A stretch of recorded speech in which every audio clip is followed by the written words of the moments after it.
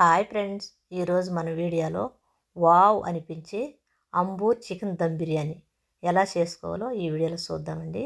దీనికోసం చిట్టి ముత్యాల రైసు 2.5 గ్లాసు తీసుకుంటున్నాను నేను. అవి బాగా అరగంట సేపు నానబెట్టుకోవాలి. ఇది చికెన్ అండి, 1 కేజీ చికెను. ఇది కూడా బాగా క్లీన్ చేసి పక్కన పెట్టుకోవాలి. ఇప్పుడు ఆయిల్, నెయ్యి వేసుకోవాలి. ఇది వేడెక్కిన తర్వాత ఇందులోకి మసాలా దినుసులు వేసుకోవాలి. లవంగాలు, చెక్క, యాలకులు వేసుకోవాలి. ఇవి కొంతసేపు వేగిన తర్వాత 2 పెద్ద ఉల్లిపాయలు తీసుకొని ఈ విధంగా కట్ చేసి వేస్తున్నాను. ఈ ఉల్లిపాయ ముక్కలు బాగా వేయించుకోవాలి. ఇవి వేగిన తర్వాత 3 పచ్చిమిర్చి కట్ చేసి వేసుకోవాలి.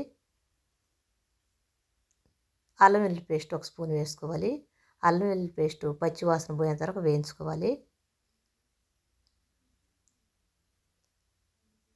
ఇదంతా వేగిన తర్వాత ఇందులో ఇది ఎండుమిర్చి కారం అండి. నేను ఎండుమిర్చి మిక్సీకి వేసి 1 స్పూన్ నిండా వేసాను. ఎండుమిర్చి కారం వేసుకోవాలి ఇందులో. ఇది బాగా వేగిన తర్వాత ఇందులో కారం వేసుకోవాలి 1 స్పూను. కారం కూడా బాగా వేయించుకోవాలి. ఇప్పుడు ఇందులో సాల్ట్ వేసుకోవాలి. సాల్ట్ వేసి మళ్ళీ ఒకసారి కలుపుకోవాలి. ఇదంతా కలుపుకున్న తర్వాత కొత్తిమీర, పుదీనా వేసుకోవాలి. ఇది కూడా బాగా కలుపుకోవాలి.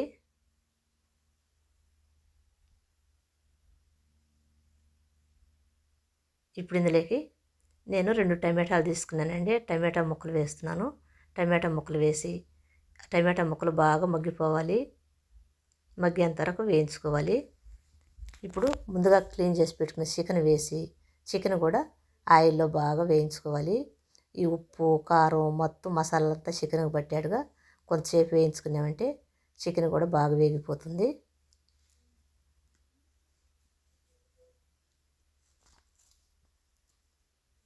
ఈ విధంగా చికెన్ వేగిన తర్వాత ఇప్పుడు ఇందులో 1/2 కప్పు పెరుగు వేసుకోవాలి.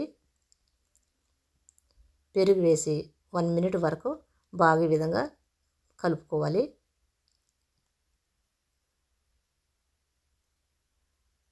ఇప్పుడు 2.5 గ్లాసు బియ్యం తీసుకున్నాం కదా, 2.5 గ్లాసు వాటర్ పోసుకోవాలి. ఎందుకంటే 1/2 గ్లాసు వాటర్ ఈ చికెన్లో వచ్చిన వాటర్ ఉన్నాయి, అందుకనేసి 2.5 గ్లాసు లేకుంటే 3 గ్లాసులు పోసుకోవాలి.